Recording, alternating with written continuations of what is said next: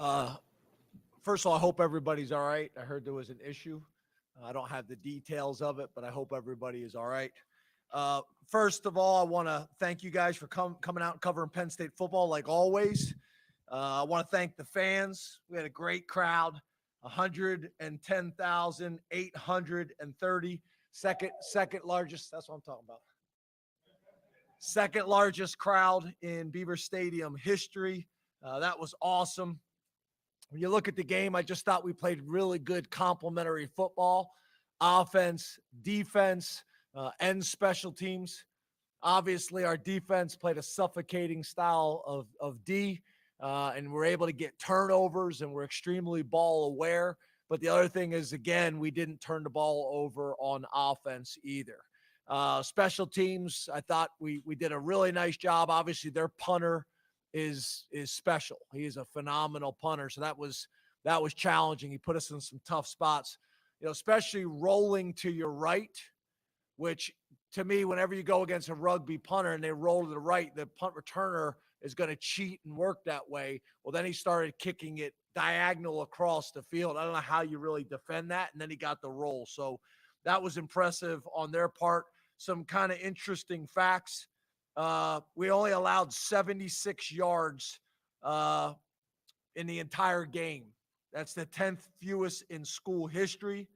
Iowa only had 4 first downs in the entire game, 4th fewest allowed in Penn State history. Offense had 4 scoring drives of 10-plus plays, which also went hand in hand with a possession time of 45 minutes and 27 seconds, which I've never seen before. We've scored 30 or more points 11 times in a row now. That leads the nation. Nittany Lions have also scored in 28 straight quarters. That's the longest streak in the country. So just a ton of stuff to be proud of. Won the turnover battle. We know how important that stat is. We did not win the explosive play battle, but I do think we grinded that game out, which when you're playing a team like Iowa, you can't get bored of grinding it out. Going for it on 4th and 1 3 times, picking it up. We got our third down percentage better in the second half than the first half. But their style of defense, they're going to make you grind it out in the run game. They're not going to give up big plays. They played soft in the secondary and kept everything in front of them. So would we like to be more explosive? Yes. But I don't know if necessarily that was important in this game the way it played out. We won the third down battle. We won the sack battle. Again, our defensive line's doing a great job. We had 3 sacks and a ton of pressures. Not a whole lot of people talk about our offensive line. Did not give up any sacks. That's huge as well. We tied the penalty battle in terms of number, but not yards. We lost it in yards. And then field position battle, their punter dominated that stat. So, there's some quick facts for you. But again, I appreciate everybody coming out in a less than ideal weather situation, which also magnifies also our ball security. So again, appreciate everybody being here. I truly do. And I open up the questions. James, you mentioned the explosive plays or lack of them. You also have very few turnovers. Is there a direct correlation between maybe not taking as many shots and limiting the turnovers? Because obviously it's working for you. Yeah, I don't know if there's a correlation. I do think we're doing a really good job of respecting the ball in general. We talk about the ball being the program. When the other team has the ball, we're not happy about it. We're trying to get it back and do everything we can, and we've done a good job of that with turnovers. And then when you're carrying the ball, whoever it is, you're carrying the entire program and everybody's hopes and dreams with the program in your hands. So, make sure that we're doing a great job in terms of ball security, in terms of high and tight. But then also in terms of decision-making at the quarterback position, O-line protection of the quarterback's blind side, all those things factor into ball security. So I'm real proud of that. The correlation between the explosive plays, I don't know if there's necessarily that, but I'm pleased with how we're playing overall. I did think we got better this week, and it's something to build on for next week. James, how would you describe the job that Manny is doing with this particular group, and what makes this defense as good as it is? Well, Manny's doing a great job. He really has done a really good job of coming in, really embracing our culture and how we do things, but also bringing a perspective on his own as well. Um, the staff has a ton of respect for him. Our players have a ton of respect for him. We put a priority on athleticism. There's probably a few bigger defenses, but we are athletic and we're quick and we're fast and we're explosive.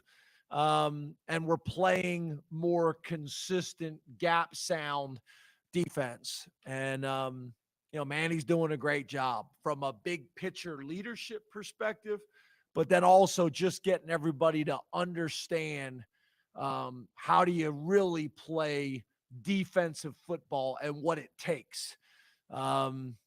So obviously we're doing some pretty good things, and I think Mike's doing a great job on offense. I think Manny's doing a great job on defense, and we just got to continue building it. And obviously the assistant coaches are doing a great job in terms of reinforcing the overall plans. But Manny's done a great job, and we're fortunate and blessed to have him and his family here with us. James, you've mentioned a few times your ability on defense to go late in the games and to even when you put in the backups or even third strings to finish strong.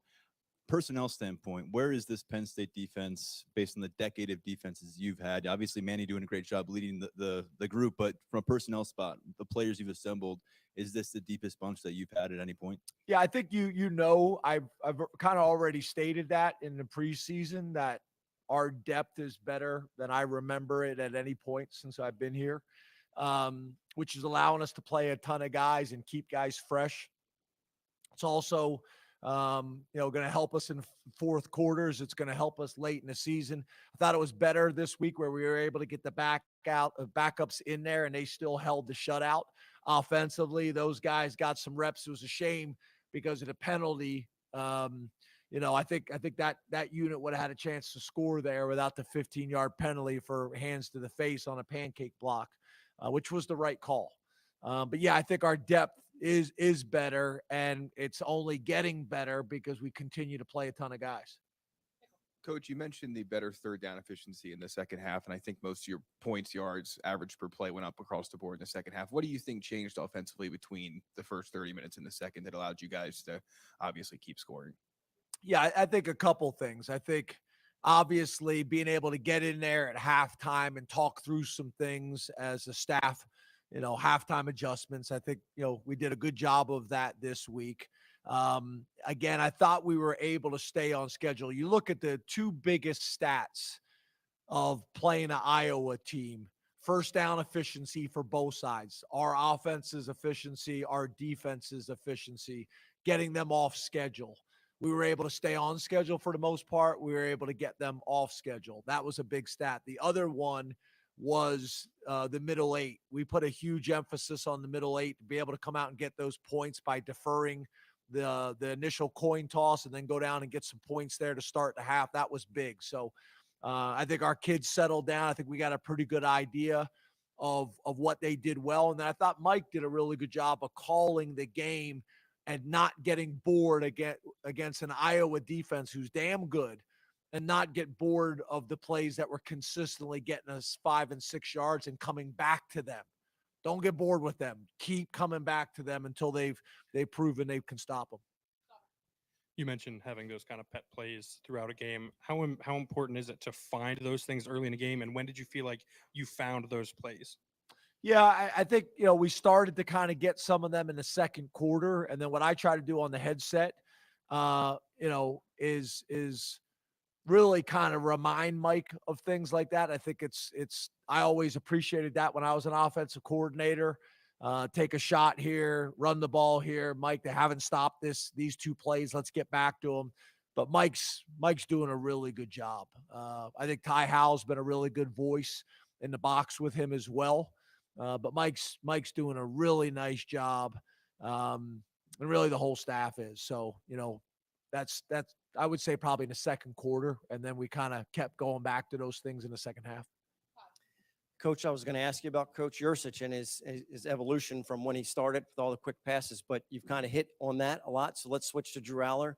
What was more impressive, kind of the zip of the ball or the accuracy? Had short touchdown passes, but he's fitting it into tight windows. So he's not only making good decisions, but the accurate throws to get the 6 points in those in the red zone. Yeah, and we had some drops that I don't think we normally have, but with the weather conditions, those things happened. We got to be better there. We got to continue to work the wet ball stuff, but yeah, I thought Drew did a really good job of managing the game. It's not just the offensive line; it's also Drew and the running backs from a protection standpoint, making sure that we're getting our 5 blockers on their 5 most dangerous rushers.